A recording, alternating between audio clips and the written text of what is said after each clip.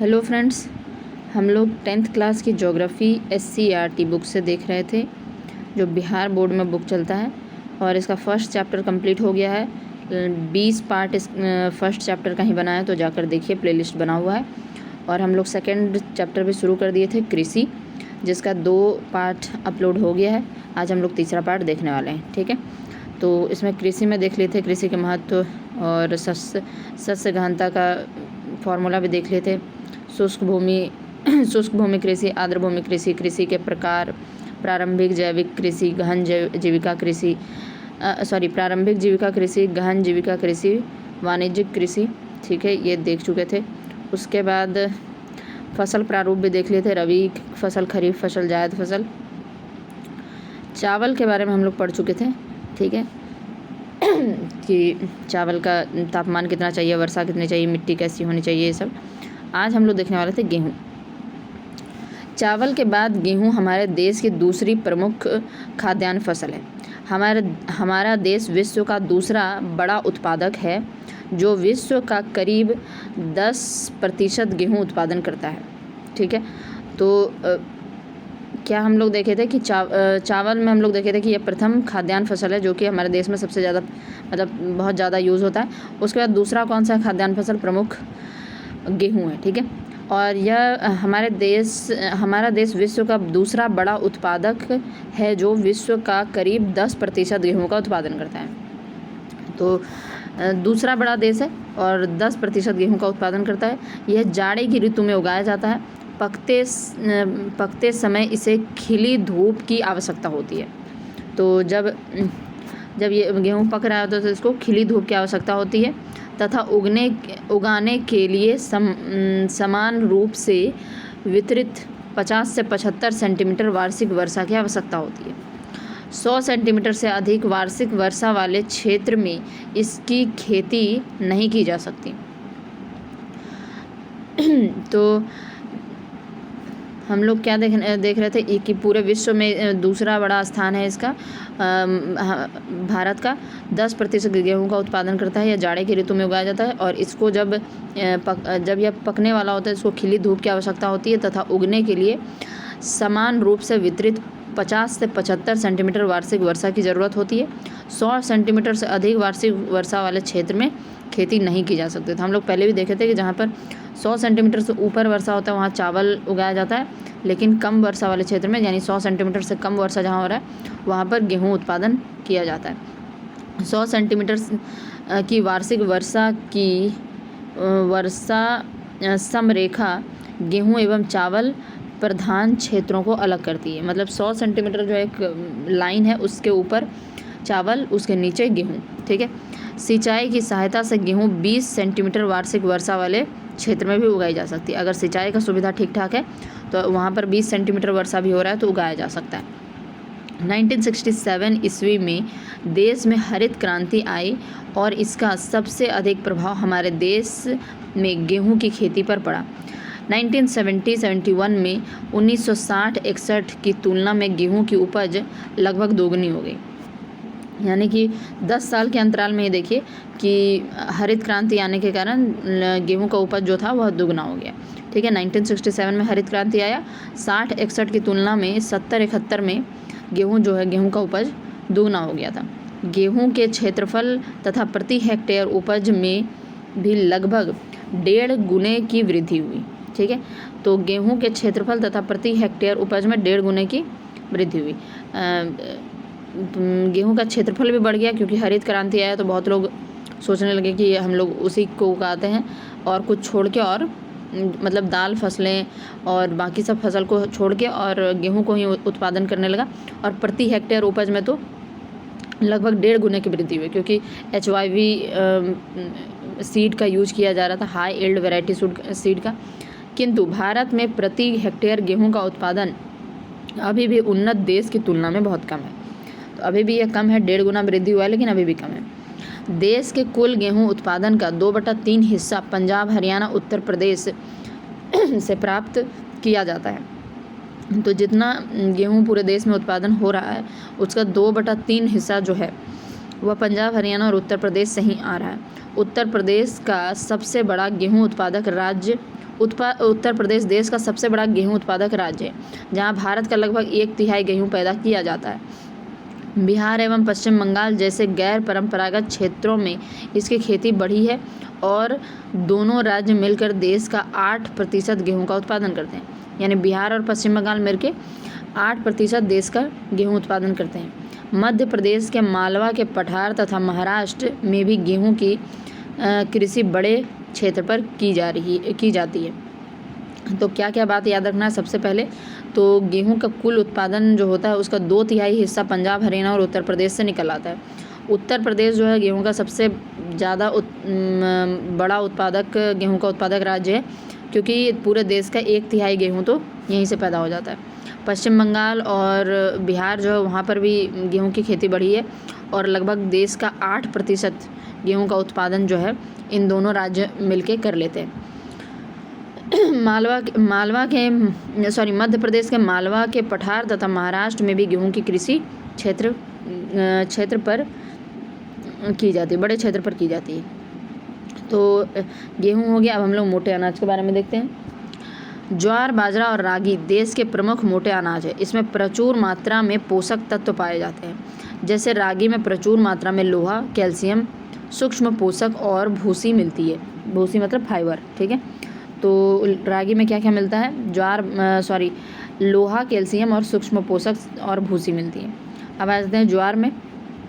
भारत में चावल और गेहूं के बाद ज्वार सबसे प्रमुख खाद्य फसल है। यानी चावल हो गया, गेहूं हो गया, तीसरे नंबर का ज्वार हो जाएगा, ठीक है। इसे उन क्षेत्रों में बोया जाता है जहां चावल गेहूं की खेती नहीं की जा सकती। यह वर्षा पर निर्भर कृषि है तथा इसमें सिंचाई की व्यवस्था उपलब्ध नहीं होती। इसका सबसे बड़ा उत्पादक राज्य महाराष्ट्र है, जो 51% ज्वार पैदा करता है। कर्नाटक, आंध्र प्रदेश, मध्य प्रदेश इसके अन्य उत्पादक राज्य हैं। तो आपको केवल 51% यानी महाराष्ट्र को याद रखना है। याद क्या रखना है? ज्वार जो है चावल गेहूं के बाद ज्वार की खेती की जाती है। ज्वार प्रमुख खाद्य फसल है। इसको वहाँ पर उगाया जाता है जहाँ चावल गेहूँ नहीं उगाया जा सकता है। वर्षा पर निर्भर होता है, सिंचाई की व्यवस्था उपलब्ध नहीं होती है। और महाराष्ट्र जो है 51% ज्वार पैदा करता है। मोटे तौर पर ज्वार के उत्पादन के अंतर्गत 16.5% कृषिगत भूमि लगी है और इससे भारत का 10% खाद्यान्न उपलब्ध होता है। मोटे तौर पर ज्वार उत्पादन के अंतर्गत 16.5% कृषिगत भूमि लगी है और इससे भारत का 10% खाद्यान्न उपलब्ध होता है। भारत का 75% ज्वार पठारी भागों में पैदा किया जाता है। तो ज्वार उत्पादन के लिए कृषिगत भूमि कितनी लगी है? 16.5% और इससे भारत का 10% खाद्यान्न उपलब्ध होता है। यानी 10% लोग इसको खाते हैं। 10% लोग नहीं खाते हैं, 10% खाद्यान्न उपलब्ध होने का मतलब है कि जैसे चावल गेहूँ लोग खाते हैं, उसके बाद मतलब समझ लीजिए कि 10% इसके भी यूज किया जाता है खाद्यान्न फसलों के रूप में। भारत का 75% ज्वार पठारी भागों में पैदा किया जाता है। तो जहाँ पर पठारी भाग है वहाँ पर चावल गेहूँ नहीं हो सकता है, तो वहाँ पर 75% पठारी भागों में ज्वार पैदा किया जाता है। तो हम लोग देख लिए कि ज्वार के बारे में देख लिए। उसके बाद हम लोग देखते हैं बाजरे के बारे में। भारत की कुल कृषिगत भूमि का 7% भूमि पर यह उगाया जाता है। निर्धन लोगों के लिए पशुओं का यह प्रमुख आहार है। मतलब निर्धन लोगों के लिए और पशुओं के लिए बाजरा जो है यह प्रमुख आहार है। यह बलुआ और उथली काली मिट्टी पर अधिकांशतः उगाया जाता है। बाजरा का सबसे बड़ा उत्पादक राज्य गुजरात 24%, राजस्थान 20%, उत्तर प्रदेश 13% और महाराष्ट्र 10% बाजरा उत्पन्न करता है, ठीक है। तो बाजरा जो है कुल कृषिगत भूमि का 7% क्षेत्र पर उगाया जाता है। जितना भी कृषि भूमि भारत में हो उसका 7% पे बाजरा उगाया जाता है। निर्धन लोगों और पशुओं का प्रमुख आहार है। बलुआ और उथली काली मिट्टी पर अधिकांशतः उगाया जाता है। बाजरा का सबसे बड़ा उत्पादक राज्य गुजरात 24%, राजस्थान 20%, उत्तर प्रदेश 13% और महाराष्ट्र 10% बाजरा उत्पन्न करता है। तो अभी तक हम लोग क्या क्या पढ़े देख लेते हैं एक बार। गेहूं से शुरू किए थे हम लोग। तो चावल के बाद गेहूँ प्रमुख खाद्यान्न फसल है। विश्व में जितना भी गेहूँ होता है उसका 10% भारत उगाता है। यह दूसरा उत्पादक विश्व का दूसरा उत्पादक देश है। यह जाड़े का फसल है और जब यह पकता है तो उस समय खिली धूप होने की आवश्यकता है। 50 से 75 सेंटीमीटर वार्षिक वर्षा की आवश्यकता होती है। 100 सेंटीमीटर से अधिक वार्षिक वर्षा वाले क्षेत्र में इसको नहीं उगाया जा सकता है और जहाँ पर कम वर्षा होती है वहाँ पर मतलब अगर सिंचाई की सुविधा अच्छी हो तो 20 सेंटीमीटर वार्षिक वर्षा वाले क्षेत्र में भी उगाया जा सकता है। 1967 में हरित क्रांति हुआ जिससे कि गेहूं का उपज जो है दुगना हो गया था 60-61 के मुकाबले 70-71 में। गेहूं का जो ठीक है, उसके बाद हम लोग आते हैं कुल उत्पादन जो होता है उसका 2/3 उत्पादन पंजाब, हरियाणा और उत्तर प्रदेश से हो जाता है।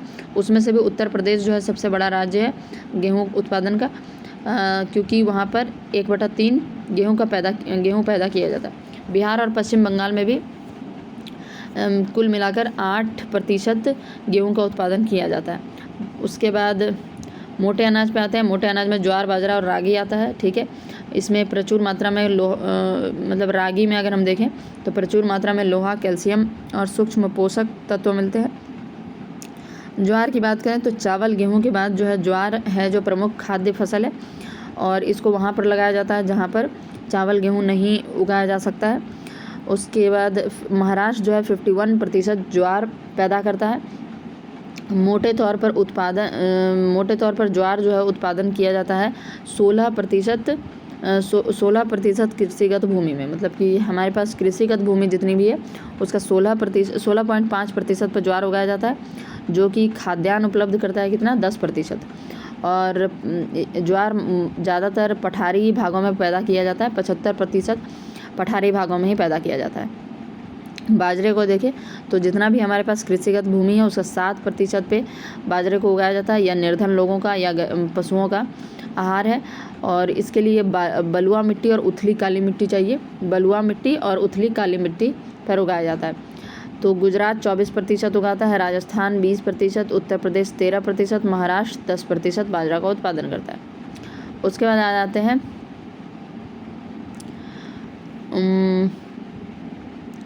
पता तो नहीं चल रहा है लेकिन देख लेते हैं क्या लिखा हुआ है। यह शुष्क प्रदेश की फसल है। यह लाल, काली, बलुआ, दोमट और उथली काली मिट्टी पर अच्छी तरह उगाया जाता है। कर्नाटक इसका सबसे बड़ा उत्पादक राज्य है। इसके बाद तमिलनाडु दूसरा प्रमुख उत्पादक राज्य। हिमाचल प्रदेश, उत्तराखंड, सिक्किम, झारखंड, अरुणाचल प्रदेश भी रागी महत्वपूर्ण फसल के रूप में उगाया जाता है। तो रागी के बारे में दिया हुआ है कि रागी के लिए यह शुष्क प्रदेश की फसल है। यह लाल, काली, बलुआ, दोमट और उथली काली मिट्टी पर अच्छी तरह उगाया जाता है। रागी जो है शुष्क प्रदेश की फसल है। यह लाल, काली, बलुआ, दोमट और उथली काली मिट्टी पर अच्छी तरह उगाया जाता है। कर्नाटक इसका सबसे बड़ा उत्पादक राज्य है और इसमें याद रखिएगा रागी में है कर्नाटक सबसे बड़ा उत्पादक राज्य। इसके बाद तमिलनाडु दूसरा, पहला कर्नाटक उसके बाद दूसरा तमिलनाडु। और उसके अलावा भी है हिमाचल प्रदेश, उत्तराखंड, सिक्किम, झारखंड, अरुणाचल प्रदेश। ये सब उतना याद नहीं रखना, पहला कर्नाटक और दूसरा तमिलनाडु। उसके बाद आते हैं मकई पे। यह भी अन्य महत्वपूर्ण मोटा अनाज है जो मनुष्य के भोजन एवं पशुओं के चारे के रूप में प्रयोग किया जाता है।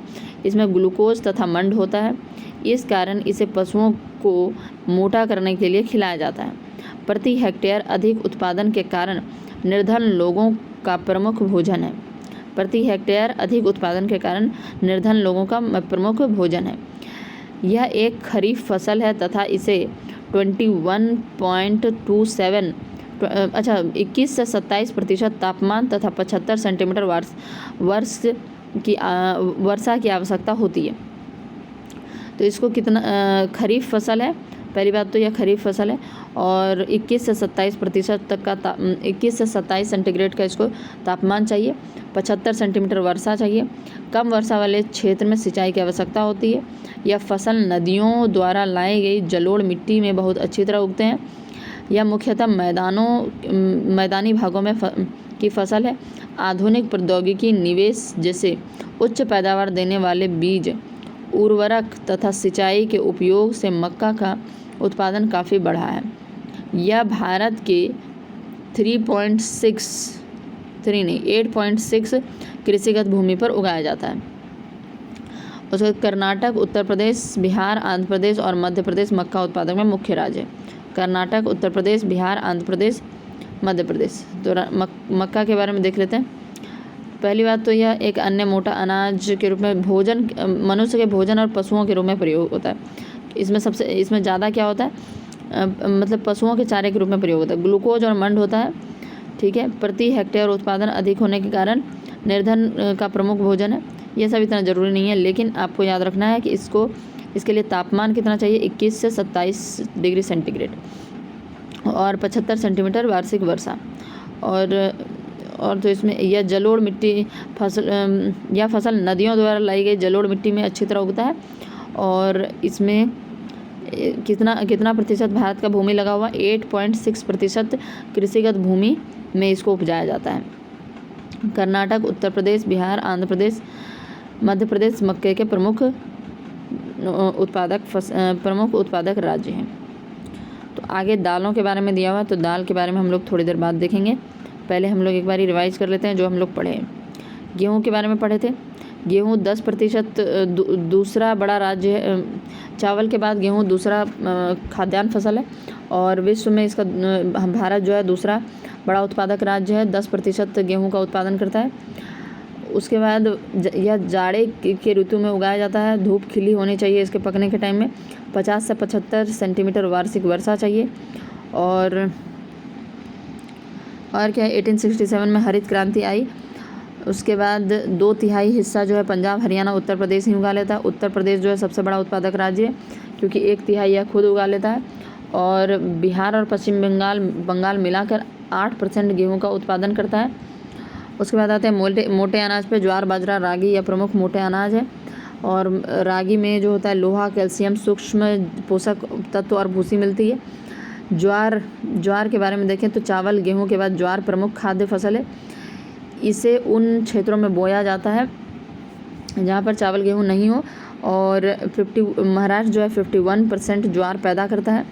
कर्नाटक, आंध्र प्रदेश और मध्य प्रदेश इसके अन्य उत्पादक राज्य हैं जो कि इतना याद रखने की जरूरत नहीं है।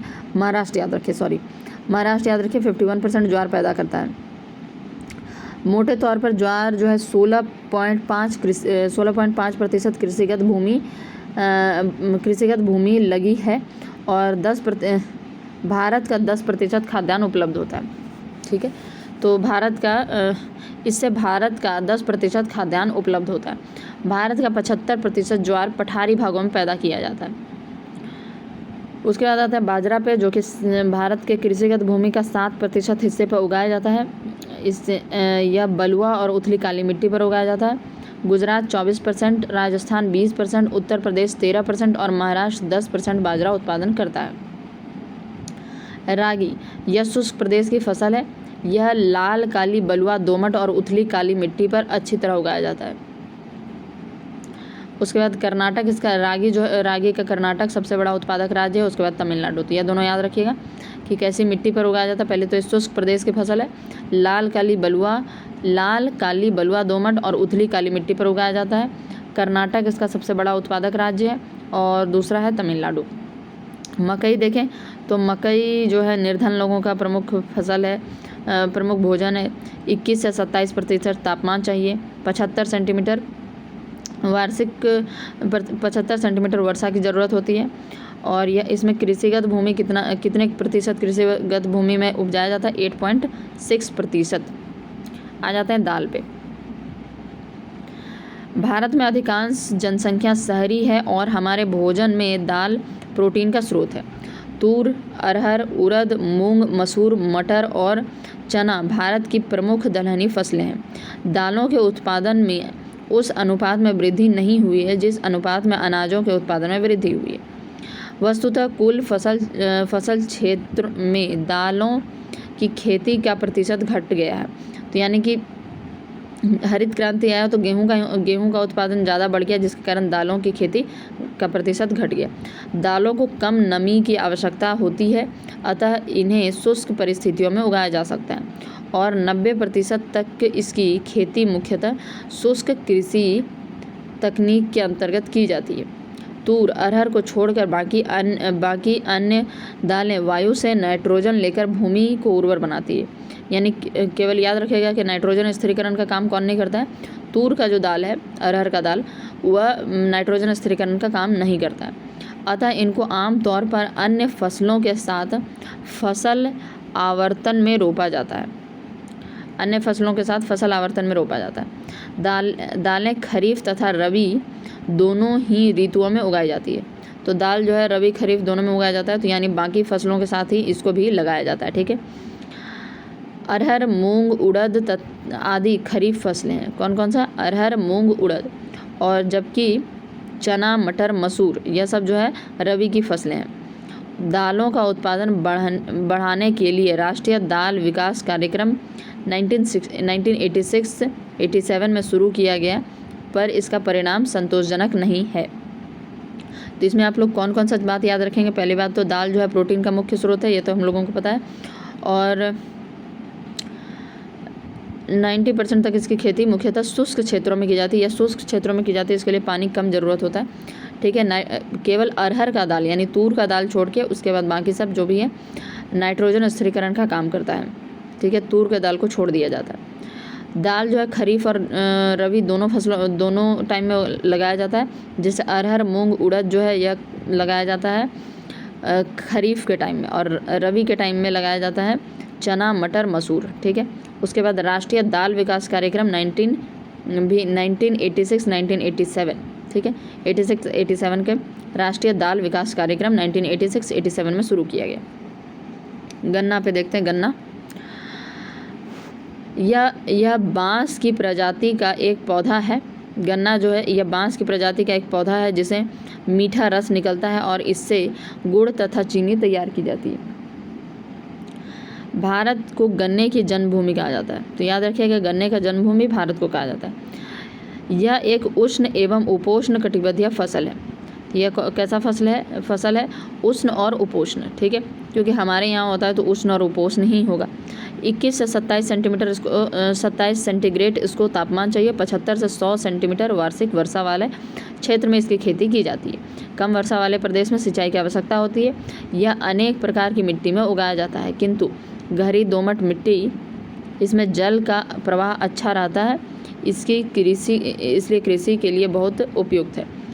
इसकी फसल मिट्टी की उर्वरता को जल्दी से समाप्त नहीं कर देती है। इसके लिए इसकी खेती में काफ़ी मदद में खाद की ज़रूरत नहीं होती है। तो गन्ना उगाने के लिए खाद की ज़रूरत नहीं होती है। भारत में यह फसल दक्षिण में कन्याकुमारी से लेकर उत्तर में पंजाब के गुरदासपुर तक उगाया जाता है, किंतु कुछ इसके मुख्य उत्पादक क्षेत्र 25 डिग्री उत्तरी अक्षांश से दक्षिण में ही पाए जाते हैं। तो 25 डिग्री उत्तरी अक्षांश से और उसके दक्षिण में पाए जाते हैं। दक्षिण भारत में इसकी कृषि के लिए उत्तर भारत की तुलना में अधिक अनुकूल परिस्थितियाँ हैं। दक्षिण भारत में इसकी कृषि के लिए उत्तर भारत की तुलना अधिक अनुकूल परिस्थितियाँ। यह उष्ण और उपोष्ण है ना, तो जितना नीचे मतलब दक्षिण की तरफ जाएंगे उतना अनुकूल परिस्थिति इसके लिए होगा। ठीक है। तो हम लोग गन्ने के बारे में क्या क्या देखें। सबसे पहली बात तो यह बांस की प्रजाति का है, और दूसरा उसके बाद देखिए कि भारत में ही इसकी जन्मभूमि है। यह उष्ण और उपोष्ण कटिबंधीय फसल है। 21 से 27% इसको तापमान चाहिए। 75 से 100 सेंटीमीटर वार्षिक वर्षा चाहिए। उसके बाद यह जो है बहुत प्रकार के मिट्टी में उगाया जा सकता है, लेकिन गहरी दोमट मिट्टी में जल प्रवाह अच्छा होने के चलते उसमें ज़्यादा बढ़िया से उगाया जा सकता है, और इसमें खाद देने की उतनी ज़रूरत नहीं होती है। यह सब जगह उगाता है, मतलब 25 डिग्री उत्तरी अक्षांश के जितने भी दक्षिण वाला एरिया है उसमें ज़्यादा बढ़िया यह उग पाता है। तो ठीक है, इसमें ज़्यादा कुछ खास नहीं था। तिलहन। भारत विश्व में सबसे बड़ा तिलहन उत्पादक देश है। तो याद रखिएगा भारत जो है विश्व में सबसे बड़ा तिलहन उत्पादक देश है। देश के कुल कृषिगत भूमि के 12% पर कई प्रकार के तिलहन फसलें उपजाई जाती है। इनसे निकाले गए तेल हमारे भोजन का मुख्य अंग है तथा कुछ औद्योगिक रूप से कच्चे माल के रूप में भी उपयोग में लाए जाते हैं।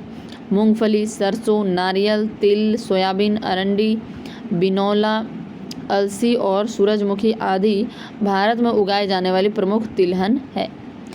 कुछ तेल के बीजों को साबुन, प्रसाधन और उबटन आदि में प्रयोग किए जाते हैं।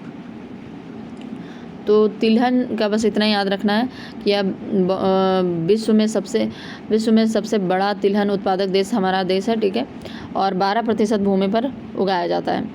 बाकी तो मूंगफली, सरसों ये सब तो आप लोग जानते ही हैं। तो ज़्यादा अब यहाँ पर मूंगफली के बारे में थोड़ा पढ़ लेते हैं, लेकिन ठीक है, अगले पार्ट में पढ़ेंगे मूंगफली के बारे में। अभी जो हम लोग पढ़ें एक बार रिवाइज़ करते हैं, ठीक है। गेहूं के बारे में, गेहूं जो है दूसरी खाद्यान्न फसल है, विश्व का दूसरा बड़ा उत्पादक देश है मतलब, और 10% के करीब गेहूं का उत्पादन किया जाता है। इसके लिए इसको पकने के लिए खिली धूप चाहिए। 50 से 75 सेंटीमीटर वार्षिक वर्षा की आवश्यकता होती है।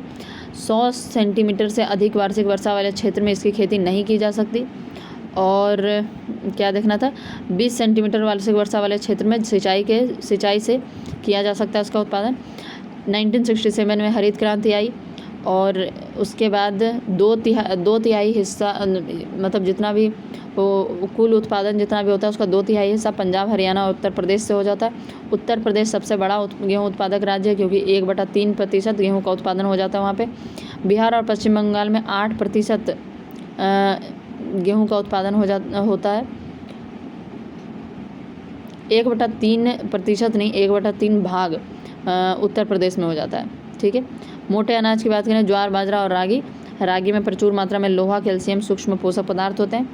उसके बाद ज्वार देखें तो भारत में चावल और गेहूं के बाद ज्वार सबसे प्रमुख फसल है। जहाँ पर भी जो चावल गेहूं नहीं होता वहाँ पर ज्वार को लगाया जाता है। महाराष्ट्र जो है इसका 51% ज्वार पैदा करता है। उसके बाद यह 16.5 कृषिगत भूमि पर लगा हुआ है। ज्वार 16.5% और 10% खाद्यान्न उपलब्ध कराता है। 75% ज्वार जो है पठारी भागों में उगाया जाता है। बाजरा अगर हम देखें तो कुल 7% कृषिगत भूमि पर इसको उगाया जाता है। निर्धन लोगों के लिए पशुओं का आहार है। बाजरा जो है गुजरात में 24%, राजस्थान में 20%, उत्तर प्रदेश में 13% और महाराष्ट्र में 10% बाजरा उत्पादन किया जाता है। रागी बात करें तो यह लाल, काली, बलुआ, दोमट और उथली काली मिट्टी पर अच्छी तरह उगाया जाता है। उसके बाद इसका सबसे बड़ा उत्पादक राज्य है कर्नाटक और दूसरा है तमिलनाडु। तो रागी का तो सबसे पहले कर्नाटक और दूसरा तमिलनाडु। मकई देखें तो मकई जो है यह 21 से 27 सेंटीमीटर तापमान चाहिए, ठीक है। मकई जो उष्ण मकई जो है वह कैसा फसल है, नहीं ठीक है, 21 से 27 सेंटीग्रेड तापमान चाहिए। 75 सेंटीमीटर वार्षिक वर्षा की आवश्यकता होती है और 8.6% कृषि भूमि पर इसको उगाया जाता है, ठीक है। और यह जलोढ़ मिट्टी में बहुत अच्छी तरह उगती है। दालों की बात करें तो दाल जो है उसमें प्रोटीन का स्रोत है और तूर दाल छोड़ के बाकी सब जो है नाइट्रोजन फिक्सेशन का काम करती है। दाल रबी और खरीफ दोनों फसल है। अरहर, मूंग, उड़द खरीफ फसल है, जबकि चना, मसूर, मटर यह सब क्या है, रबी फसल है। और दाल कार्यक्रम राष्ट्रीय दाल विकास कार्यक्रम 1986-87 में शुरू किया गया।